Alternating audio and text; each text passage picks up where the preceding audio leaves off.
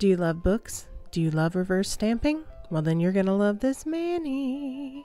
Today we are using the Collab plate from Polished Jess. This is all about books and reading and, you know, owls for reading, all this fun stuff. So these are the patterns that we're going to use today on the nails. And the first thing we're going to do, of course, is take off the blue film so that we can clean our plate with some acetone. This mani is going to be a ton of colors, a little riot of colors. You can pause if you would like to make a list of the colors I used here. So I am going through them kind of quick today because there are a few of them. Latte is one of my favorites. This Food Fight's a good one too. It's from Schools Out. And Blue Glue is also from Schools Out. Those are both creams. Most of these are cream polishes. This one, I cannot remember where I got that one from, but I like it. And no shocker there, I have coconut and straight up black. So because we're doing reverse stamping today, I'm going to go in and grab all these patterns and let them start to dry. The first one I'm going to grab is the young lady reading a book. I think it's adorable. We're going to grab one of the stack of books that has a pair of eyeglasses on top of it that for some reason make me think of Harry Potter, even though they're not really Harry Potter glasses, but they kind of look like it. I don't know. I love this little owl. I think it's freaking adorable. So we're going to grab that one and use it as well. He is really super cute. And then of course we're just going to clean the plate up because we are going to go back in and stamp one other design straight off of the plate. And I just wanted to show you up close what all of these ended up looking like. They came out nice and clean. They're great, you know, great images. The plate was fine. I'm going to put a cap on those and set them off to the side while they dry because I have pets and I don't want pet hair in my stuff. And Lord knows I cannot go to my nail room by myself. Every animal has to come in there and inspect everything I'm doing. And they have to lay there because, you know, they think the portal to Narnia or something is in another room if I leave. Anyway. I am going in with Cocoa Bay from Sinful Colors as a base coat. You can do this in a couple ways. You can do it as just a very sheer natural layer. I believe this was 3 coats. And then I did go ahead and put a top coat on it. Now, this is where the reverse fun begins. Coconut is a great polish for light complected people. So if you're doing that, I would recommend that route. I honestly don't have any good recommendations for darker tones. Latte would be okay, you know, for like a medium to dark skin tone. Boba, maybe, but that one, I don't know.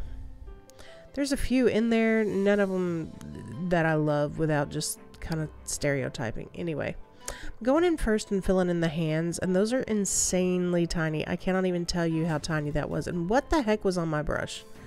I don't know. It looks like there's a bristle came out of the brush or something. I don't know. It was gross. Freaked me out. Anyway, I'm painting the hands. Those were super tiny, so you're going to have to be very careful with this design if you do this. And there's some little hearts that are kind of floating out in the air next to her, and I'm just barely touching into those with pink, and that brush is still almost too big for it.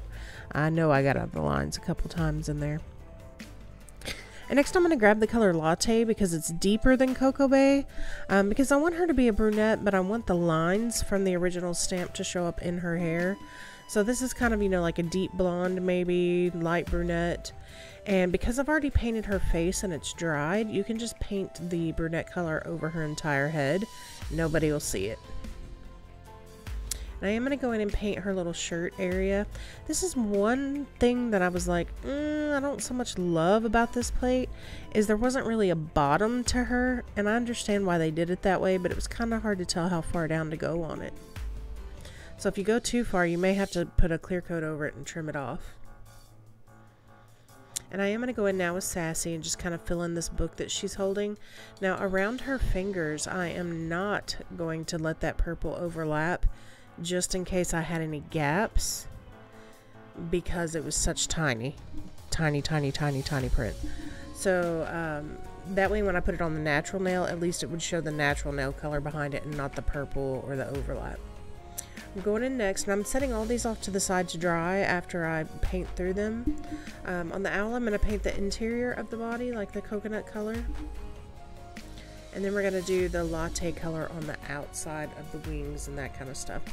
This is one way to make sure that you get a really cohesive manicure, is just pick a certain palette of colors and only work out of that palette no matter what you're painting, even if you're doing reverse stuff. Just stay within your palette and everything will kind of just flow together over the nails. Now on him again, the white is down and I know it's in good places, so it's okay to go ahead and paint the latte color over it. It won't hurt anything and it won't show through. I'm going to go through now and just plop down all the colors because I'm going to use these in the books. And what I'm also going to do on the books is, if you look at the stamp right now, you can see little lines that I'm sure you've seen them on like encyclopedias and stuff that have labels on the books. I am going to go through and paint those kind of yellow. Later I thought maybe gold would have looked a little bit better, but it was tolerable. You know, I didn't hate it. Now the one thing that I need to really be a stickler about on this, and to teach it this way, is that you do not drag your brush through this stuff, especially if you have not put a clear coat on it. I prefer not to put a clear coat if I don't have to, because I always make them too thick, and I don't like having to trim down and wipe away all the gunk from something that was too thick. So it looks like I'm dragging this, but I'm not. I'm floating it. So there's basically a little ball of polish on the end of my brush, and I'm just floating it through.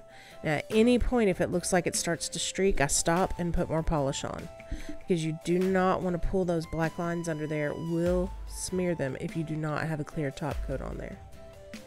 And again, that's personal preference. Some people love it, won't do this without it. I am not a fan. And you can actually just paint those right over the yellow as well. It won't hurt anything. And now we're going to start putting everything together. So this stamp is so cute. It says, "I like big books and I cannot lie." Love it. I did try to pick it up twice with the ice cube stamper, and the print on it was so fine. It just wasn't quite catching all of it. So I grabbed the monocle stamper to go ahead and put that down. And it came out perfect, and it's very tiny detailed print. And now I've let all the other reverse stamped items dry thoroughly. Now what I do on those, I don't use a sticky base coat. I just press and hold for a couple seconds and lift slowly, and you may have to tap it down in a place or two like I'm doing, but you don't have to have a sticky base coat. So don't feel like that's anything on a need list, and I do talk about wants and needs in another video that I'll try to tag up here for you guys. And this is where I started having a problem. And there's a technique where you can use the no smudge top coat. You just paint it onto a stamper and just kind of stamp it down real quick. It looked okay at first, so I went through, cleaned everything up, because it does get everywhere when you do that. Excuse me, my allergies are acting up again. I don't know if it didn't dry long enough.